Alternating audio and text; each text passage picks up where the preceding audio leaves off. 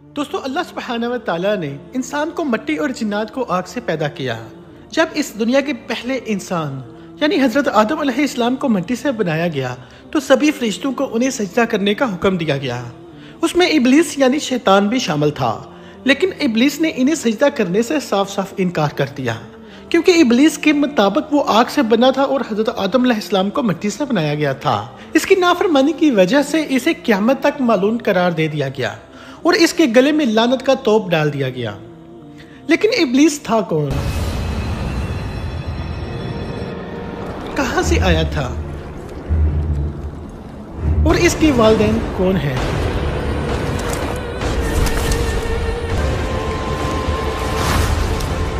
اور ایک جن ہونے کے باوجود یہ فرشتوں کا سردار کیسے بنا تھا؟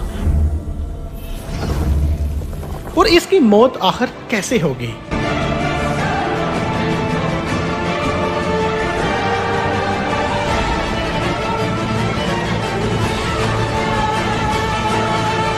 آج کے اس ویڈیو میں ہم آپ کو ابلیس کے بارے میں بتانے کی کوشش کریں گے۔ دوستو، ابلیس کے والد کا نام چنیوا تھا اور اس کا چہرہ ایک شیر کی طرح تھا۔ وہ بہت زیادہ بہادر تھا، اس لیے اسے شیاطین کا لقب دیا گیا تھا۔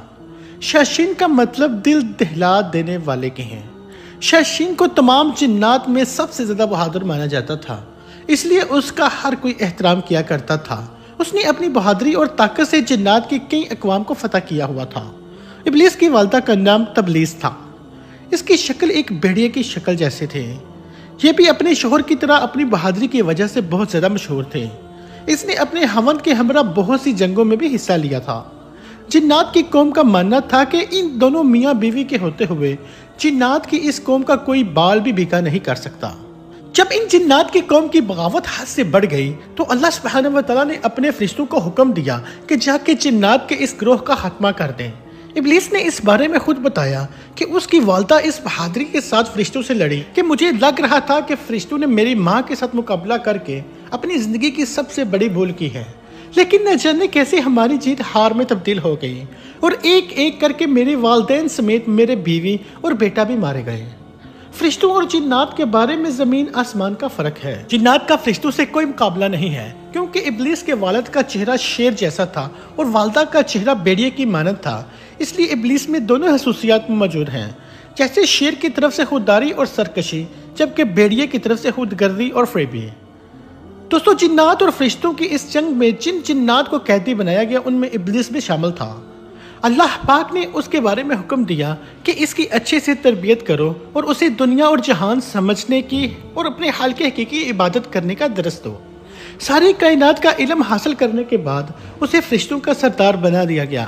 جو فرشتے اسے علم سکھایا کرتے تھے وہی اس سے علم حاصل کرنے لگے، یہاں تک کہ اللہ پاک نے اس کے درجوں کو اس قدر بلند کر دیا کہ ساتوں آسمانوں پر اس کے چرچے شروع ہو گئے۔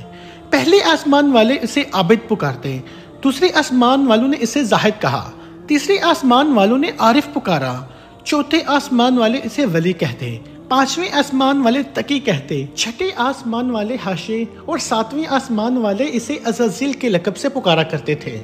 اس نے اپنی عبادت سے خدا تعالیٰ کی بارگاہ میں اپنے آپ کو ایک اچھے درجے پر فائز کر لیا، لیکن خدا تعالیٰ کو اس بارے میں بہتر پتہ تھا کہ یہ آگے چل کر کیا بننے والا ہے، اس لیے اللہ پاک کا فرمان ہے، میں جسے چاہتا ہوں عزت دیتا ہوں اور جسے چاہتا ہوں ذلت دیتا ہوں۔ ایک دن اپنے معمول کے مطابق ابلیس ساتویں آسمان پر اللہ پاک کی ثنا میں مصروف ہو کر سیر کر رہا تھا اور لوح محفوظ تک پہنچ گیا۔ یہ وہاں دیکھتا ہے کہ اس پر لکھا ہوا ہے کہ ہمارا ایک بندہ ایسا بھی ہے جسے ہم ہزاروں نعمتوں سے نوازیں گے، زمین سے اٹھا کر آسمان تک پہنچا دیں گے، یہاں تک کہ جنت میں داخل کر دیں گے، لیکن ہم اسے ایک حکم دیں گے جس کا وہ انکار کر کے بغاوت کر بیٹھے گا۔ اس نے لوح محفوظ پر مزید اعوذ باللہ من الشیطان الرجیم واضح الفاظ میں لکھا ہوا پڑھا۔ ابلیس اس عبارت کو پڑھ کر 2000 سال تک روتا رہا کہ آخر ایسا کون بدبخت ہوگا جو اللہ پاک کے حکم کی نافرمانی کرے گا۔ اس کشمکش میں یہ اللہ پاک کی بارگاہ میں حاضر ہوا اور عرض کی، مولا بلا ایسا احسان فراموش کون ہو سکتا ہے جو تیرے حکم کی نافرمانی کرے گا، جسے شیطان کا نام دے کر اس سے پناہ مانگیں گے۔ اللہ پاک نے ابلیس کو بتایا کہ ایک ایسا بھی ہوگا جو ہزاروں نعمتیں حاصل ہونے کے باوجود ہمارے ایک حکم کی پیروی نہ کرنے کی وجہ سے دنیا جہاں میں رسوا ہوگا۔ ابلیس نے کہا مولا میں اس کو دیکھنا چاہتا ہوں۔ اللہ سبحانہ و تعالیٰ نے ارشاد فرمایا کہ تم اسے جلد دیکھو گے۔ ہزاروں سال ابلیس اس شیطان سے ملنے کی آرزو کرتا رہا۔ اسی دوران اسے خبر ہوئی کہ زمین کی مٹی سے ایک پتلا تیار کیا جا رہا ہے جس کا نام آدم ہے۔ آخرکار وہ دن آ گیا جب حضرت آدم علیہ السلام کو مٹی سے بنا کر ان میں روح پھونک کر انہیں زندہ کر دیا گیا اور تمام فرشتوں کو یہ حکم دیا گیا کہ حضرت آدم علیہ السلام کو سجدہ کرو۔ تمام فرشتوں نے حضرت آدم علیہ السلام کو سجدہ کیا، لیکن ابلیس نے اپنی انا میں آ کر سجدہ کرنے سے انکار کر دیا اور کہا میں اس سے افضل ہوں، میں اسے سجدہ نہیں کروں گا۔ اللہ پاک نے پھر اسے فرمایا لوح محفوظ پر جس شیطان کے بارے میں لکھا ہے وہ تو ہی ہے، تو نے میرے حکم کی نافرمانی کی، اس لیے قیامت تک تو ذلیل و رسوا ہوتا رہے گا اور لوگ تجھ پر لعن طعن ہی کرتے رہیں گے۔ اللہ پاک نے ابلیس کو قیامت تک کی مہلت دی ہے کہ وہ جو چاہے کر سکتا ہے، اسے بالکل بھی کچھ نہیں کہا جائے گا، لیکن بے روز قیامت اس کو بھی موت کا ذائقہ چکھنا پڑے گا اور اس کی موت ایسی دردناک ہوگی جس کا اندازہ کوئی بھی نہیں لگا سکتا۔ اس سے پہلے قیامت کے مناظر کے بارے میں ہم آپ کو بتاتے چلیں کہ قیامت کب اور کیسے آئے گی۔ ہمارے پیارے آقا محمد صلی اللہ علیہ وآلہ وسلم نے قیامت کے چند نشانیوں کے بارے میں ہمیں آگاہی کی ہے، جس کے بارے میں قیامت مشرق کی بجائے مغرب سے طلوع ہوگا۔ اس وقت زیادہ تر لوگ اپنے روزمرہ کام کر کے سو جائیں گے اور رات ہو جائے گی۔ یہ رات 3 راتوں کے برابر ہوگی۔ لوگ اپنی نیند مکمل کرنے کے بعد اٹھ جائیں گے، لیکن رات ختم نہیں ہوگی۔ اس پریشانی کی عالم میں سورج مغرب سے طلوع ہوگا اور کچھ دیر بعد دوبارہ غروب ہونے کے بعد مشرق سے طلوع ہو جائے گا۔ قیامت کا یہ منظر دیکھ کر شیطان زاروں قطار رونے لگ جائے گا اور چلائے گا ہائے میری موت کا وقت آ گیا۔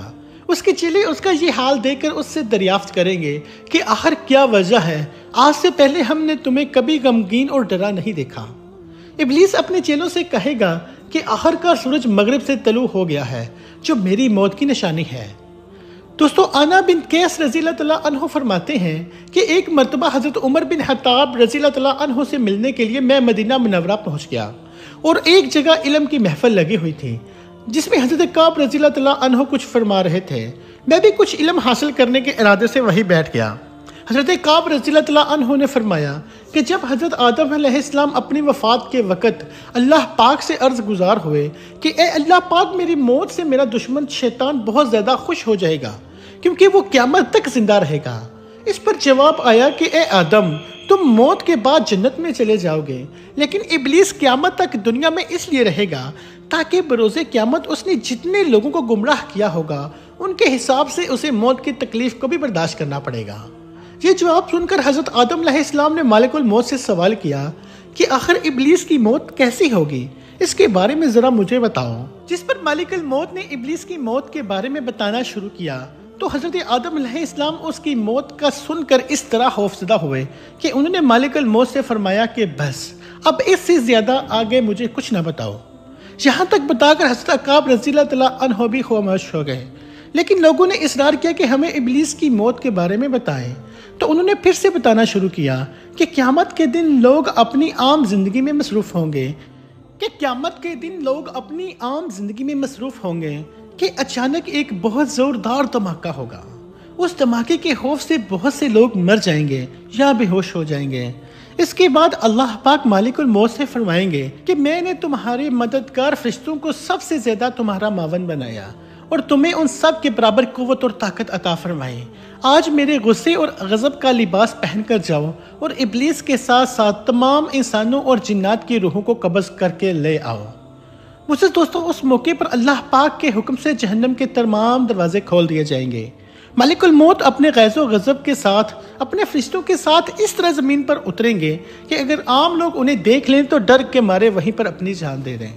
ملک الموت جب ابلیس کے پاس اس کی روح قبض کرنے جائیں گے تو ابلیس زاروں قطار چیخیں مار مار کر روئے گا اور ملک الموت سے بچنے کے لیے یہاں وہاں بھاگنا شروع کر دے گا۔